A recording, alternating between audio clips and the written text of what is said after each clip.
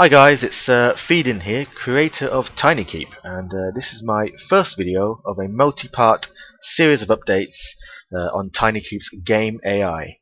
Over the next few days, I'm going to be covering various aspects of our monster intelligence system that we've built for the game. For part 1, today I'm going to be talking about roaming and chasing behaviours for a single monster, so very basic stuff for this video. So let's get started.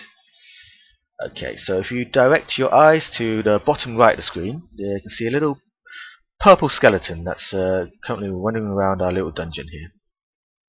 Doesn't seem to be doing a lot at the minute. It's only moving at about 33%, so a third of its normal max speed. So it's not running around or sprinting. It's just kind of meandering or strolling around. It's currently in none alert mode.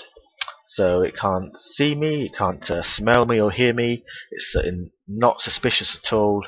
It's kind of not really interested in anything at the minute. It's just walking around, seeing what it finds.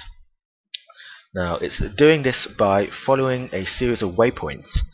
So if you look at the layout, you've got letters here. So A, B, C, D, all the way to L.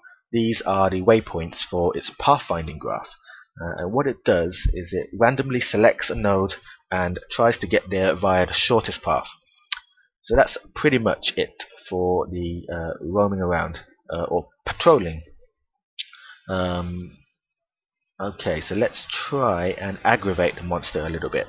See if you can chase after me. Now if you see the green arc that's currently rotating around your skeleton, that's the monster's facing direction, so it's what it's looking at the moment. Its field of view is 90 degrees, so if anything appears within its 90-degree field of view, then it can see it and start chasing after it. Now what this allows me to do is do some funky Metal Gear Solid style gameplay and sneak up behind him if he's looking the other direction. Now let's see if I can do that. If I just hide behind this corner here, wait for him to come out. Hopefully he'll go up instead of down. Oh, hide here to make sure. No, he's going down. He's going to see me. Oh, there we go. Oh, I failed. Oh, I'm bad at this game. I've failed at my own AI. He was supposed to go the other way. Okay, so anyway, he's got me in his line of sight. So this red line currently means that I'm in his direct line of sight, and he can see me. I'm in his vision, and he's chasing after me. He's in hot pursuit. There we go. He's moving at about 3 times more than what he was before. So he's maximum speed and sprinting away. The number below the monster, 200 currently, is his alert level. Now, alert levels can be between a range of 0 to 200, so it's at maximum alert right now, and that's because he can see me. The 2 exclamation marks above his head just signifies for debugging purposes that this monster is currently in alert mode. So let's let him chase after me for a little bit. Now if you notice that there's blue flashing lines that are appearing if he goes near a wall. Now that is the wall avoidance system. And what it does is it casts a few rays around him, in, I think about 6 rays every time he moves, and if it touches a wall then it repels the monster away from it. So this ensures that the monster just simply doesn't get stuck on a corner or a wall somewhere.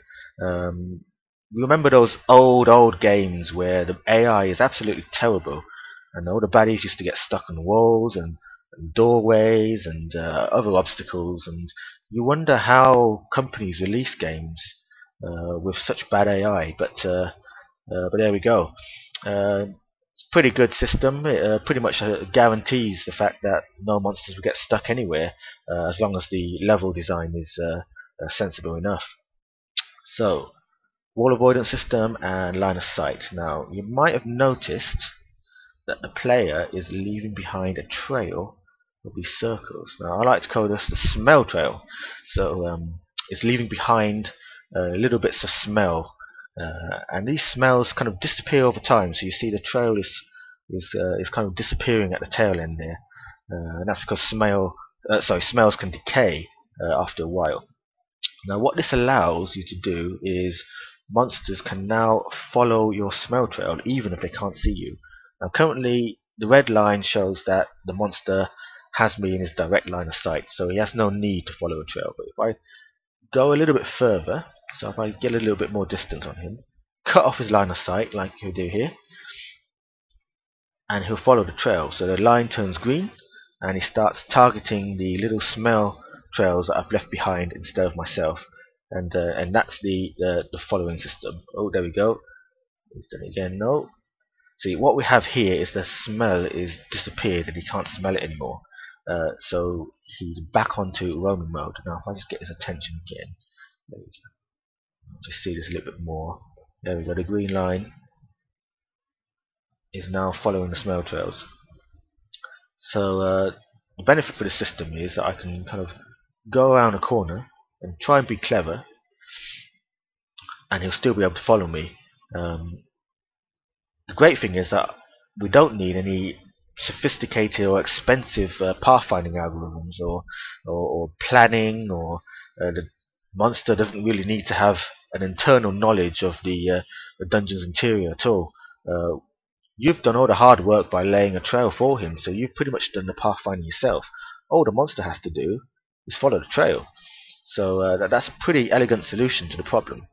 And it also allows you to follow trails that might be otherwise quite impossible to do. So if I were maybe try and be clever here and try and hide from him in this little corner, but he won't be phased. He can find me and attack me. There we go.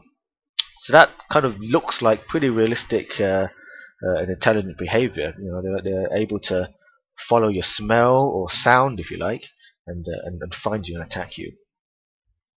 So that's pretty much it for following and chasing.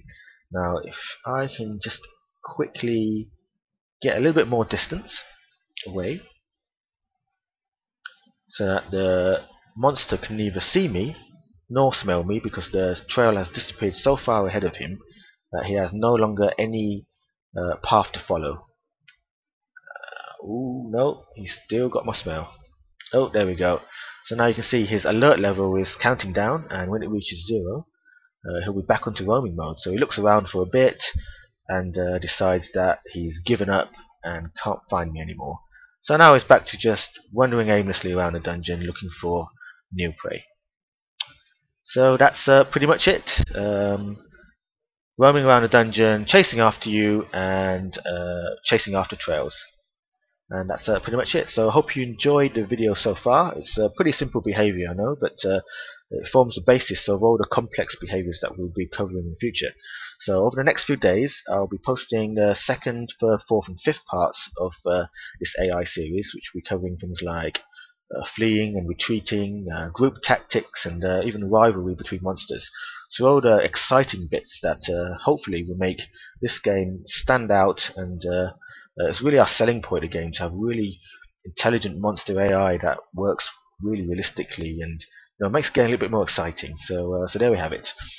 So if you like what you see, you can try out the interactive demo of this video here. So if you go to tinykeep.com, and on there will be a link to our AI demo for part 1. We'll be posting the additional parts later in the week. And if you like the game as it stands, then please visit our Kickstarter page, where you can pledge to have TinyKeep made. And without your pledges, we wouldn't be able to make this game. So yeah, I hope you'll be able to donate to our cause. So there we have it, a first video of TinyKeep's AI, and it's goodbye from me for now.